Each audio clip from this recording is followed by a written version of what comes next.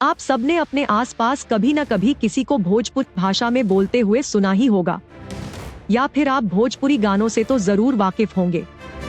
भारत में तमिल, तेलुगु, मलयालम, कन्नड़, मराठी, बंगाली बोलने वाले करोड़ों लोग हैं, लेकिन क्या आप जानते हैं कि भोजपुरी भाषी लोगों की संख्या भी काफी अधिक है? दुनिया भर में करीब 14 करोड़ लोग भोजपुरी बोलते हैं। यहाँ तक कि भोजपुरी भाषा को नेपाल और फिजी जैसे देशों में आधिकारिक भाषा का दर्जा प्राप्त है। मॉरिशस की संसद ने भी 14 जून 2011 को भोजपुरी को राष्ट्रीय भाषा का दर्जा दिया था। भारत में भोजपुरी भाषा मुख्य तौर पर पश्चिमी बिहार, पूर्वी उत्तर प्रदेश, झारखंड, मध्य प्रदेश और छत्तीसगढ़ में बोली जाती है और कई बार भोजपुरी को भारत की आधिकारिक भाषा का दर्जा देने की मांग भी उठी है। हाल ही में भोजपुरी सिनेमा के सुपरस्टार और बीजेपी सांसद रवि किशन ने संसद में एक प्राइवेट बिल पेश कर भोजपुरी को संविधान की 8वीं अनुसूची में शामिल करने की गुजारिश की है। इस वीडियो में हम जानेंगे कि क्या भारत में भोजपुरी को आधिकारिक भाषा का दर्जा मिल सकता है, और अगर इसे ऑफिशियल लैंग्वेज का दर्जा मिलता है तो इससे क्या फायदा होगा। चलिए वीडियो की शुरुआत करते हैं। बीजेपी सांसद रवि किशन ने भोजपुरी को आधिकारिक भाषा का दर्जा दिलाने के लिए संसद में एक प्राइवेट बिल पेश किया। इस बिल के जरिए रवि किशन ने भोजपुरी को संविधान की 8वीं अनुसूची में शामिल करने की मांग की है। संसद के बजट सत्र में ये बिल पेश करते हुए रवि किशन ने कहा कि भोजपुरी सिर्फ फूहड़ गीतों के बारे में नहीं है, बल्कि इसका एक समृद्ध सांस्कृतिक इतिहास और साहित्य है जिसे बढ़ावा देने की जरूरत है। रवि किशन ने आगे कहा कि भारत में बहुत सारे लोग भोजपुरी बोलते और समझते हैं और इस भाषा में फिल्म इंडस्ट्री भी चल रही है, जिससे लाखों लोगों को रोजगार मिलता है। रवि किशन द्वारा पेश किए गए इस प्राइवेट बिल में भोजपुरी भाषा की उत्पत्ति से लेकर इसके इतिहास का जिक्र किया गया है।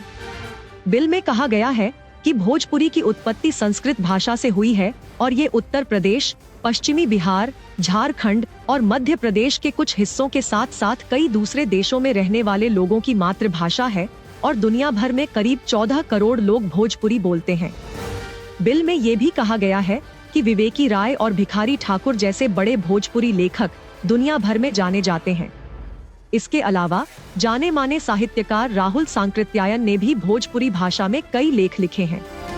भारतेंदु हरिश्चंद्र, महावीर प्रसाद द्विवेदी और मुंशी प्रेमचंद जैसे हिंदी के प्रतिष्ठित लेखक भी भोजपुरी साहित्य से प्रभावित रहे हैं।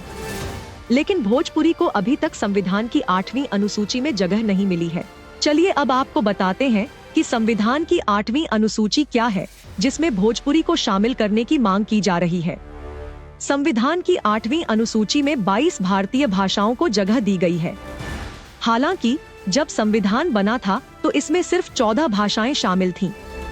इन 14 भाषाओं में हिंदी, तेलुगु, बंगाली, मराठी, तमिल, उर्दू, गुजराती, कन्नड़, मलयालम, उड़िया, पंजाबी, कश्मीरी, असमिया और संस्कृत को जगह दी गई थी।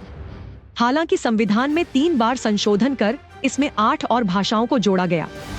साल 1967 में सिंधी, 1992 में कोंकणी, मणिपुरी, नेपाली और साल 2003 में मैथिली, संथाली, बोडो और डोंगरी भाषाओं को भारत की आधिकारिक भाषा का दर्जा दिया गया था।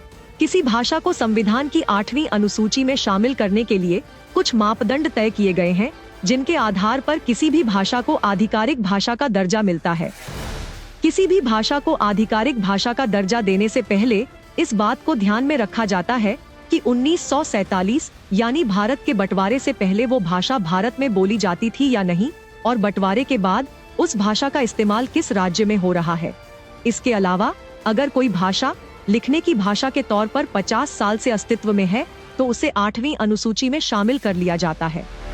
चलिए अब आपको बताते हैं कि किसी भाषा को आधिकारिक भाषा का दर्जा मिलने के क्या लाभ हैं। अगर किसी भाषा को संविधान की 8वीं अनुसूची में शामिल किया जाता है तो वो आधिकारिक भाषा बन जाती है। ऐसे में यूपीएससी समेत बाकी सिविल सर्विस परीक्षाओं में उस भाषा में परीक्षा दी जा सकती है। इसके अलावा आधिकारिक भाषा का दर्जा मिलने पर जिन राज्यों में भी ये भाषा बोली या लिखी जाती हो, वहाँ ये सरकारी कामकाज की भाषा बन जाती है। इसके अलावा लोकसभा या विधानसभा में भी इस भाषा में भाषण दिया जा सकता है। जानकारों का मानना है कि भोजपुरी भाषा का आधिकारिक भाषाओं की लिस्ट में शामिल होना मुश्किल है, क्योंकि प्राइवेट बिल का कानून बन पाना बहुत मुश्किल होता है और आजादी से अब तक सिर्फ 14 बार ही प्राइवेट बिल कानून बन सके हैं। प्राइवेट बिल को इसलिए लाया जाता है ताकि उस मुद्दे पर सरकार का ध्यान लाया जा सके। बता दें, बीजेपी सांसद रविकिशन ने इससे पहले साल 2019 में भी भोजपुरी को संविधान की 8वीं अनुसूची में शामिल करने के लिए प्राइवेट बिल पेश किया था। आपको ये स्टोरी कैसी लगी, हमें कमेंट सेक्शन में जरूर बताएं। ऐसी ही स्टोरीज और अपडेट्स पाने के लिए सब्सक्राइब करें आज तक AI।